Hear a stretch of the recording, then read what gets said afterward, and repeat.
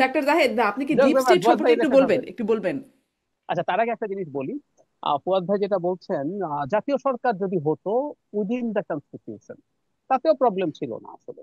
In fact হুম। এনারা এই জিনিস ইন্ডিকেট করছে না, আই রিপিট, জাতীয় সরকার আমাদের এই কনস্টিটিউশনের অধীনে যদি হতো, 106 এর এই রেফারেন্সের জায়গায় উপদেষ্টা মন্ডলী থাকতো, বিভিন্ন দলের পার্টিসিপেশন থাকতো, এবং কনস্টিটিউশন বাতিল করা হতো না, বিপ্লবী সরকার হতো না, এতেও সমস্যা, এটা সমস্যা কমতো এবং ভালো হতো, আমিও মনে করি।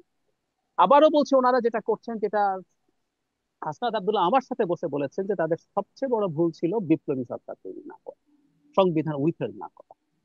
এই ছিল তাদের পয়েন্ট। ইনফ্যাক্ট উনি এটা বোঝানোর চেষ্টা করছেন, এই যে এই সরকারের কাছে যে গেল। আর ওনারা যারা ডিপ স্টেট বোঝাচ্ছেন বাংলাদেশের পলিটিক্স এর ক্ষেত্রে, আমাদের মিলিটারির একটা অংশ, বিশেষ করে গোয়েন্দা সংস্থাগুলো কাজ করে, বা রাষ্ট্রীয় আরো গোয়েন্দা সংস্থা আছে যারা সারফেস লেভেলে কাজ করে না, তারা এখানে রোল প্লে করেছে বলে এরকম আলাপ টালাপ তারা করেন, অনেক সময় করেন, অনেকেই বলেন।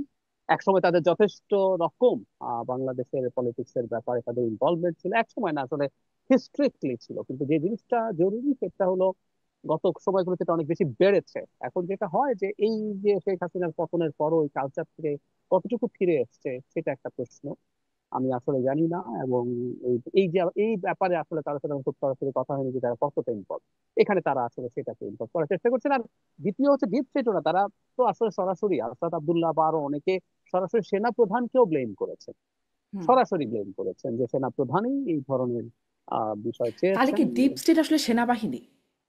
সেনাবাহিনীও আসলে অ্যাজ এ হোল বলা হয় না, সেনাবাহিনীর একটা অংশ, বিশেষ করে যারা পলিটিক্যাল পার্ট গুলো নিয়ে কাজ করে, সেনাবাহিনীর গোয়েন্দা সংস্থা, সেনাবাহিনীরও না আসলে, কথাগুলো এরকমও না, এই গোয়েন্দা সংস্থাগুলোতে বেসামরিক মানুষজন কাজ করে, কিন্তু এগুলোর প্রধান সেনাবাহিনীরা থাকেন, এবং এটা আবার রিপোর্ট সেনাবাহিনীর কাছেও করে না, তারা রিপোর্ট আসলে বাংলাদেশের প্রধানমন্ত্রী এবং এখন টেকনিক্যালি যেটা প্রধান উপদেষ্টার কাছে করেন। এগুলো এদেরকে মূলত বেশি ইন্ডিকেট করা।